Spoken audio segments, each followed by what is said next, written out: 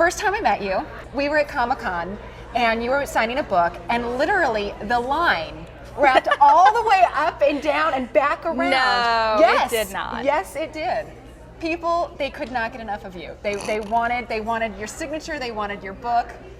Okay, you're gonna make me get all red here. Make you blush. Yes.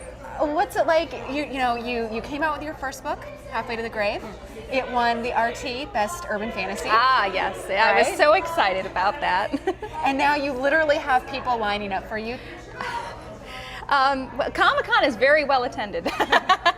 And my publisher was giving away free books. So free books, I would line up for free books. But it's been great because obviously I did not expect the series to do as well as it has been, and I think of course I owe my publisher just enormous amounts of thanks because they really got behind the book and they gave it a gorgeous cover, and I think the market and the genre right now is doing so well that readers are hungry for more books, more paranormals, urban fantasy, paranormal romance, a cross in between, so I feel very lucky, very, very lucky. We've got Cat and Bones. Yes.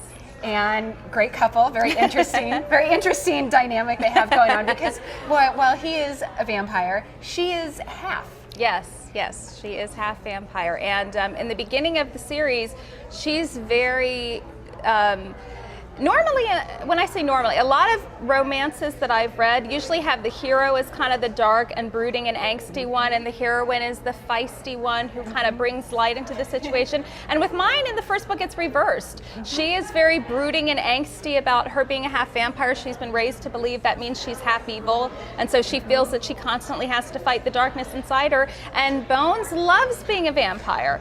And throughout the book, he tries to show her that her perception of vampires, first of all, has been very skewed, and second of all, that she should embrace her vampire side because it's not half evil, it's half amazing, really. And it makes her extraordinary. It makes her unusual among humans and vampires, and to him, he sees that really as a gift, and she sees it kind of as, it's hard for her because she doesn't belong in either world, and she's already got a lot of insecurities, and that's just a real highlight of her insecurities, that inability to belong. And I think most readers can identify with wanting to belong and fit in, and Kat has struggled with that and continues to struggle with that throughout the series. Right now there will be there's definitely 7 Cat and Bones books, and as of now I am planning to end Cat and Bones' story at 7. Now note I say planning, because when I first started, I only intended to write 1 book and see how that turned out. So I am intending to end it at 7, but there are side characters who readers have met throughout the series who are now starting to get their own books. And the first quote-unquote side character book is called A First Drop of Crimson, and it comes out, I believe, spring in 2010. And then there will be a second side character book, untitled as of now, that will come out later in 2010. And I really hope to do more books to expand the world that way. And Cat and Bones might be a peripheral part of the world as side characters in the future books. But the world itself has room for still a lot more books. But Cat and Bones, I do see an end to their story. And by end, will we finally get the happy ending? The elusive happily ever after.